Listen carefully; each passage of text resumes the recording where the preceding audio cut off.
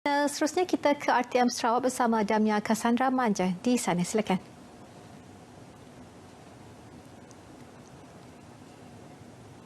Baik, terima kasih Miza. Assalamualaikum dan salam sejahtera. Sarawak membenarkan kedai gunting rambut untuk beroperasi semula 9 Jun ini. Keputusan itu diumumkan Timbalan Ketua Menteri Dato' Ahmad Douglas Ugambas dalam sidang media harian COVID-19 di Kuching. Dato' Ahmad Douglas Ugah yang juga pengerusi Jawatankuasa Pengurusan Bencana Negeri JPBN Negeri bagaimanapun berkata hanya aktiviti pengguntingan rambut sahaja dibenarkan.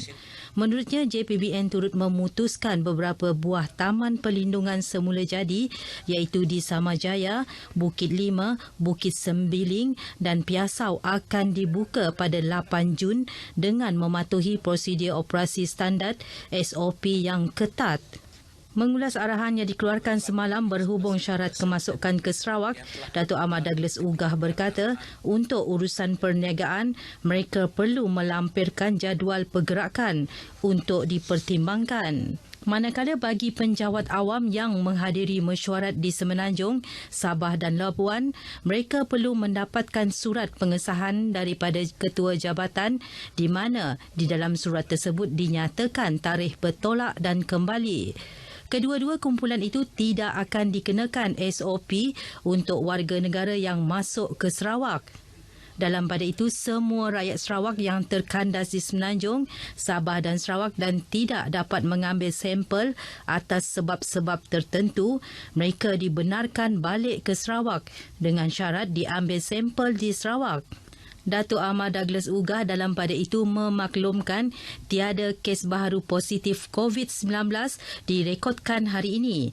Ini menjadikan jumlah keseluruhan kes positif COVID-19 kekal 552 kes. Manakala hari ini dilaporkan 3 kes baharu telah sembuh dan discharge dari hospital iaitu 2 di Hospital Umum Sarawak dan 1 di Hospital Sibu. Ibu bapa di Sarawak tidak perlu bimbang untuk menghantar anak-anak mereka ke Taman Asuhan Kanak-Kanak Taska yang akan dibuka semula pada Selasa minggu depan. Menteri Kebajikan Kesejahteraan Komuniti, Wanita, Keluarga dan Pembangunan Kanak-Kanak, Datuk Seri Fatimah Abdullah berkata, ini kerana setiap pusat penjagaan itu beroperasi sepenuhnya dengan mematuhi prosedur operasi standard SOP yang dikeluarkan kementeriannya serta Kementerian Pembangunan Wanita, Keluarga dan Masyarakat. SOP tersebut meliputi persediaan sebelum mula beroperasi, semasa ketibaan kanak-kanak, semasa berada di premis taska dan selepas waktu kelas berakhir yang melibatkan tenaga pendidik atau pengasuh, ibu bapa serta kanak-kanak. Antara SOP sebelum pembukaan taska ialah memastikan pengasuh atau pendidik mengawal pergerakan mereka 14 hari sebelum hari pertama beroperasi selain pembasmian dan disinfeksi premis oleh Jabatan Bomba dan Penyelamat.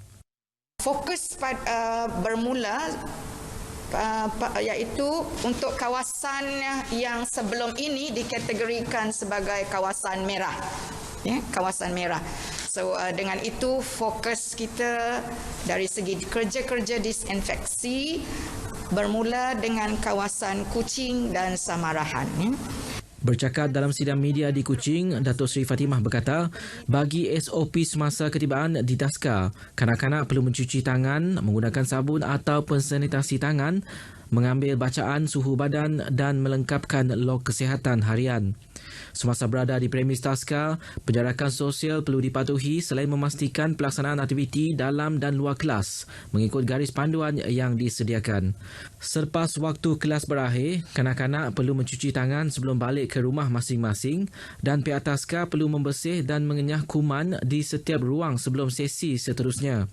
Setakat ini, kesemua 236 buah Taska di negeri ini sudah membuat persiapan awal untuk beroperasi semula. Di Sibu, seorang lelaki yang diarahkan menjalani kuarantin rumah di Sibu Jaya didenda RM5,000 selepas didapati melanggar arahan berkenaan. Tertuduh Jeffrey Jambo Anak Dana 27 tahun yang mengaku bersalah di hadapan Hakim Mahkamah Magistrate Sibu Muhammad Faizal bin Cik Saad turut bertepan hukuman 5 bulan penjara sekiranya gagal membayar denda. Pada 17 Mei lalu, tertuduh diarah menjalani kuarantin di rumah sehingga 30 Mei selepas balik dari Kuala Lumpur. Namun, pada 25 Mei, tertuduh telah memuat naik gambarnya di sebuah kedai makan di Sibu Jaya. Tertuduh turut membalas komen rakannya memberitahu gelang kod QR kuarantinnya telah dibuka dengan cara menariknya sehingga ia longgar. Gambar yang dimuat naik tular dan dikecam warga maya sebelum tertuduh menyerah diri di Balai Polisi Bujaya. Tertuduh yang bekerja sebagai penyelia tapak pembinaan di Kuala Lumpur didapati bersalah di bawah Seksyen 22 Kurungan B Akta Pencegahan dan Pengawalan Penyakit Berjangkit 1988. Sementara itu, Ketua Pegawai Kesihatan Persekitaran Negeri Jabatan Kesihatan Sarawak, Billy Sujang, yang juga pegawai pendakwa kes tersebut berkata, pendakwaan kes itu ialah satu peringatan kepada setiap masyarakat, terutama individu yang sedang menjalani kuarantin di rumah supaya tidak mengingkari arahan yang telah ditetapkan. It's a very serious open because you know the situation now. Even you all, as a frontliner, as a frontliner of the reporters, you feel how bad you are facing with this situation now. So we want to teach those who are under quarantine so that they don't play anyhow with the quarantine order. Billy yang ditemui di perkarangan Mahkamah Sibu juga memberitahu kesalahan mengingkari perintah kuarantin bukan sahaja satu kesalahan yang boleh dikompaun tetapi ia adalah kesalahan yang boleh dituduh di mahkamah. Beliau juga menasihatkan orang ramai supaya sentiasa berwaspada dalam menyebarkan sesuatu maklumat terutama di media sosial. Baik, saudara, setakat ini dahulu sumbangan berita dari Sarawak. Sentiasa patuhi amalan pencegahan COVID-19 dan jaga kebersihan diri anda. Amalkan penjarakan sosial ketika berada di luar. Dan kita kembali bersama Miza di Angkasa Puri. Silakan Miza. Baik, terima kasih Damia Cassandra Manja.